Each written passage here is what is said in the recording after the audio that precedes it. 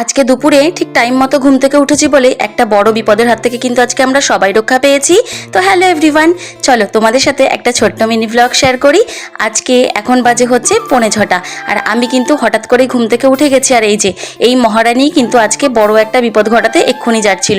ও দেখছি বৃষ্টিতে ভিজছে আর ঠিক তখনই কিন্তু ওকে আমি ডেকে নিয়েছি। আর দেখি পুরো মাথা টাথা সমস্ত কিন্তু ভিজিয়ে ফেলেছে। আর তারপরই ওর মুখ থেকে কথাটা শুনে আমি তোকে প্রচণ্ড বকাবকি করছি। তার কারণ হচ্ছে বৃষ্টিতে জল পড়ছে ওদিকে, আর বাইরে কিন্তু ওই পোস্টারের লাইটটা অফ করতে গেছিল। ভাবো তো একবার, যদিও একটা ইলেকট্রিক শক খেত তাহলে ওর কি হতো। তো এই নিয়ে একটু বকাঝোকা করার পর মহারানী কিন্তু একটু মুখ ফুলিয়েছিল। আর তারপর কিন্তু ওকে আমি একটু আদর করে নিচ্ছি। আমাদের মধ্যে দুজনের খুনসুটিটা এইভাবেই চলতে থাকে। ওকে আমি মারি ধরি, সমস্ত কিছুই করি, তারপরে ওকে প্রচণ্ড ভালোবাসি।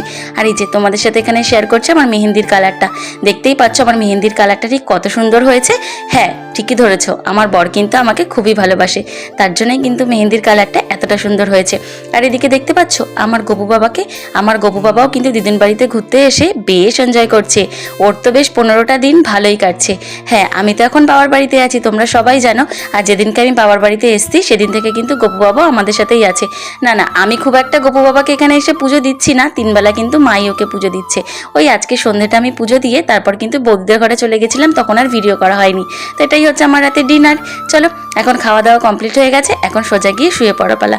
দেখা হচ্ছে নতুন একটা ভিডিওতে, বাই।